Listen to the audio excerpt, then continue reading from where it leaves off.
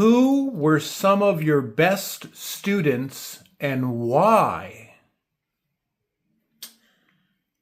Probably some of my best students were ones that the parents respected teachers. So when the student came into the room, they knew they were responsible. Like they had to do their part. And sometimes they were parents I had met. You generally met them in student-teacher conferences. But you met some, of course, when you had to do other conferences with teachers and parents and students.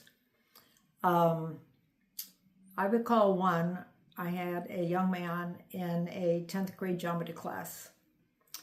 And I didn't know in the beginning, partly because I didn't live in that community. But his father was, I believe, a vice president at Chrysler's. And he was an only child.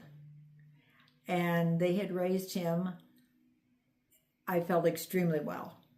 Basically, that they stood behind him, of course, but that it was his responsibility. Like when I had a conference once with them, they didn't turn to me and accuse me of anything. They would turn to their son and ask how much perhaps he had studied for the tests that we were there to discuss. You would never know that he had that kind of money behind him.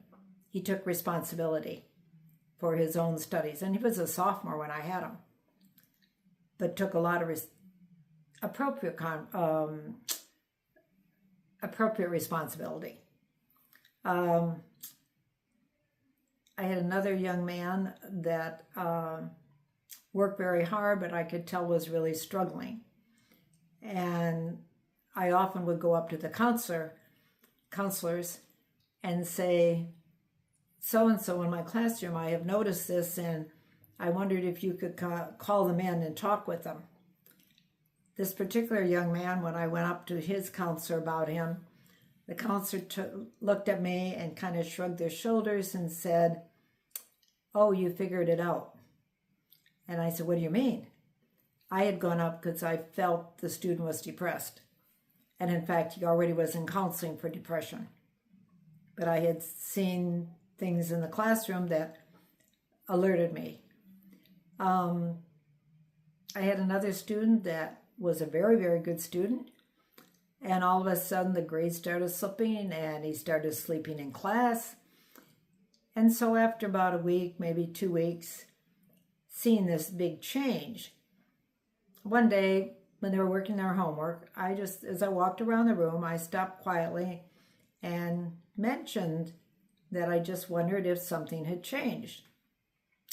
Well, they had started working part-time at a store at the mall, and they had a shift that ended when the store closed at 9 o'clock, but the store expected them to stay until everything was cleaned up, which is more like 9:30. And I knew the rule for his age group, or hers, that they were not allowed to do that. So I said to them, go back and tell them that you need to leave at 9 o'clock. And that is a rule. And I said, if they say they're going to fire you, then I will write a letter to them in your defense for this. I never had to write the letter. And it must have changed because his homework got better and better and the test grades were up where they should be.